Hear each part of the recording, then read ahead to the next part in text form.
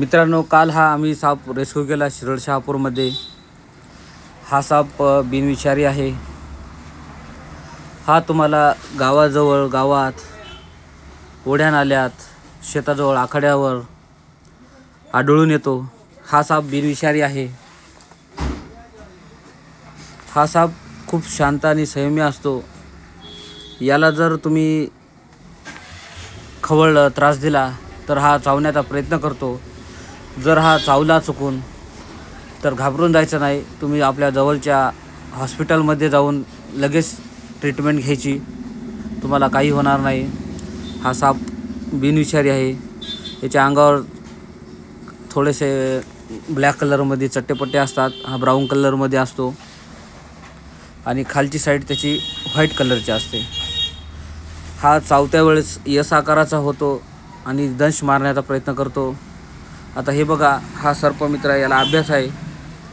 हा त्याला खवळतोय आणि तो साप त्याला चावण्याचा प्रयत्न करत आहे। हा साप खूप शांत असतो, पण याला जर आपण खवळलं तर तो चावण्याचा प्रयत्न करतो। हा साप चावला तर आपल्याला काही होणार नाही। हा साप बिनविषारी आहे।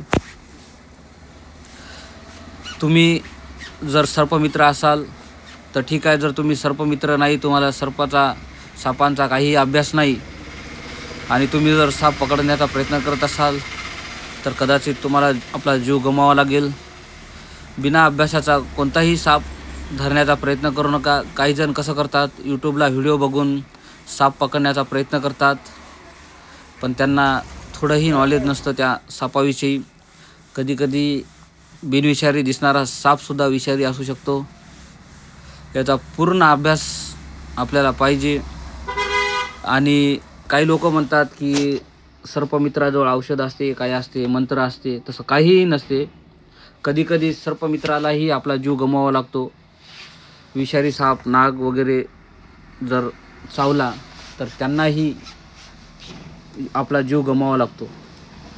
हे बघा मित्रांनो, कसा चावण्याचा प्रयत्न करत आहे हा साप। हा सर्पमित्र आहे, त्याला खवळत आहे।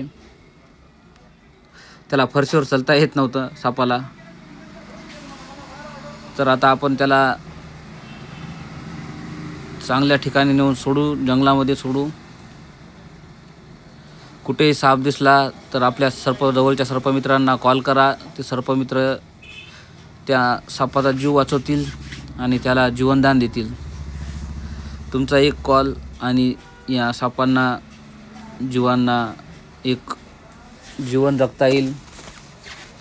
विनाकारण कोणीही त्याच्या वाटी जाऊ नये, त्यांना हे करू नये, खवळू नये। माहिती नसेल तर आपला जीव गमवावा लागू शकतो आपल्याला।